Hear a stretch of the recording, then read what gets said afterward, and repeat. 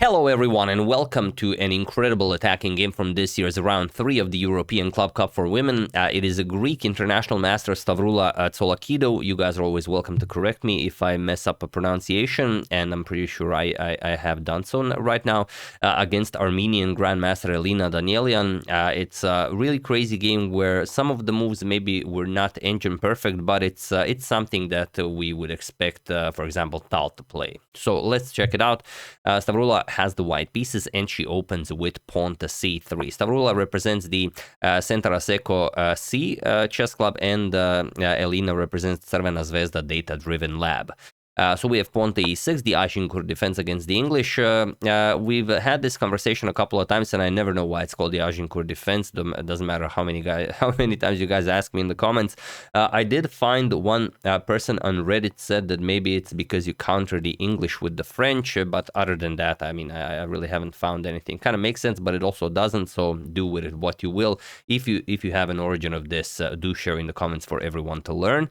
And now knight to f3.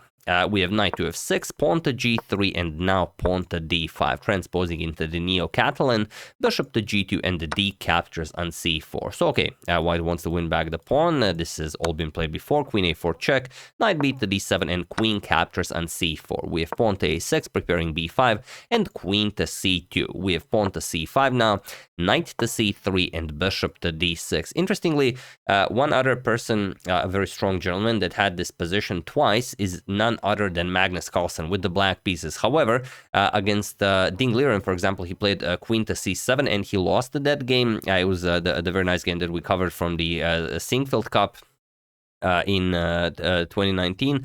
But here we have sorry, not queen to c7, we have bishop to d6. Also a move Magnus played, but he played against Nils Grandelius in the Norway Blitz tournament. So let's see what happened here. In that game, Grandelius went castles, and Grandelius won that game. So Magnus, with this opening with black, has a loss against the Ding and a draw against Nils Grandelius. So probably it's a very, very difficult opening to handle. Pawn to d4, castles by both of them, and now we have c captures on d4, knight captures, and now queen to c7. Queen to e7 was played by Hans Niemann against Sinan Sugirov, and Hans lost that game. But here we have queen to c7, or maybe Niemann had the white pieces, I don't know, but all in all, Niemann lost that game.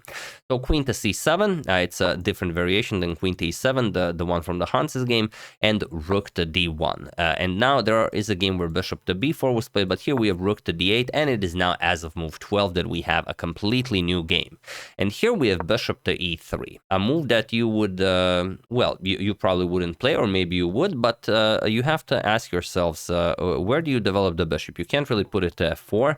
If you put it to g5, then h6, and what is the bishop doing? If you're not ready to trade it for the knight, you're not playing bishop to g5.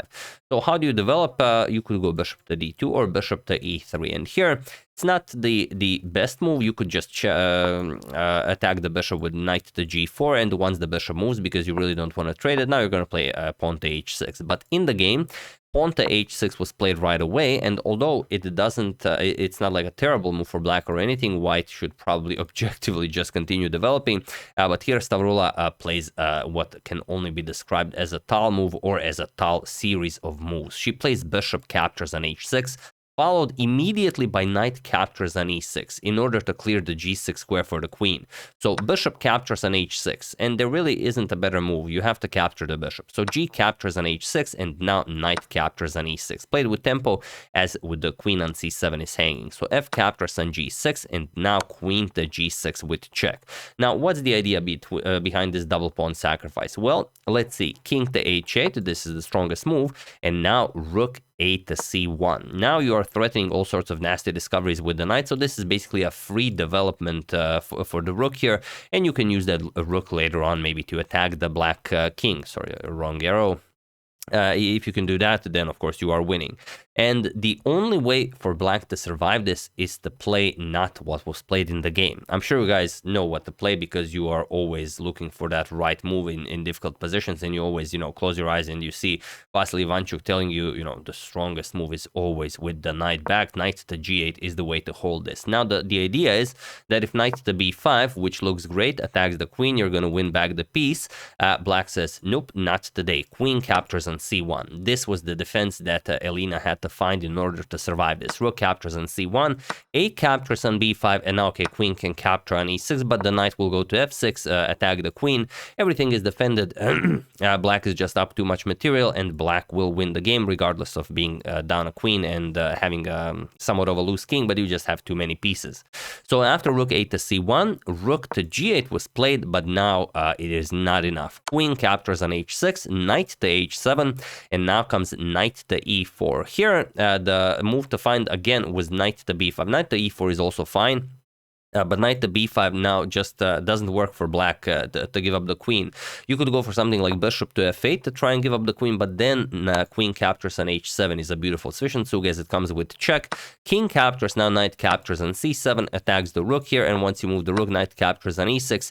Yes, you are down a piece, but you are up 4 pawns, and once those pawns start marching forward, well, one extra piece is not going to stop them. So after knight h7, she went for knight to e4. It's a bit of a different idea, and now bishop to c5. Here again, bishop to f8 is the way to play, but this is again just lost. Queen captures, king captures, rook captures on c7. Bit of a different line. Rook to g7 to help out with the defense here. Knight to d6. And okay, bishop captures, rook captures, knight to f6. You trade rooks. Rook captures, king captures, and now the rook stops the development of black's queen side. She will not be able to develop the bishop and the rook. And while the king, goes over to chase away the rook, you will just start advancing those pawns, and white should be much faster.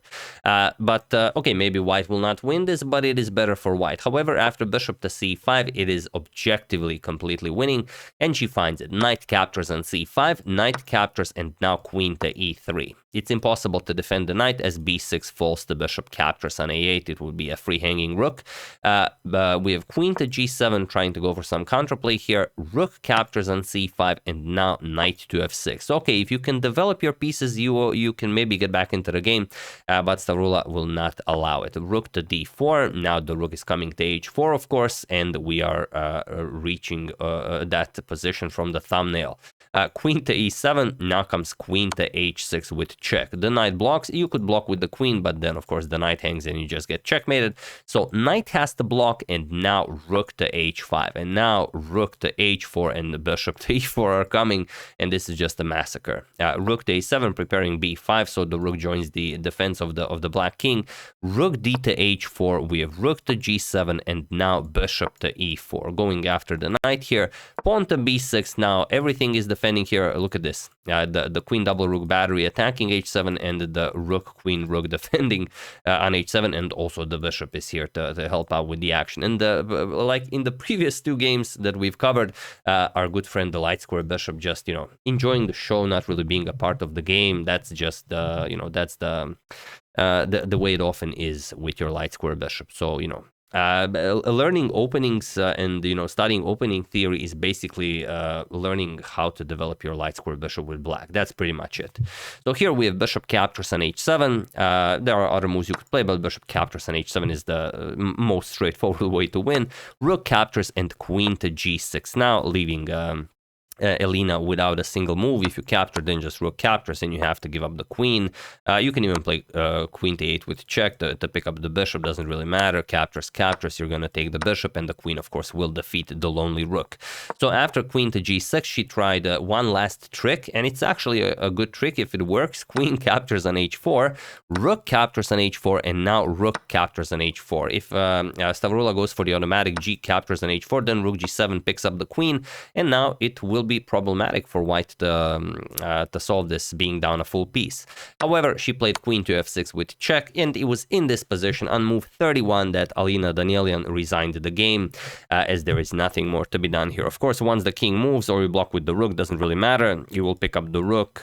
You can also pick it up with the pawn, but I guess, I mean, why would you ruin your pawn structure? You capture with the queen, and the queen will overpower the bishop and the rook, because you are also up 3 pawns. So, you know, you can also just push the pawns and you're going to win the game.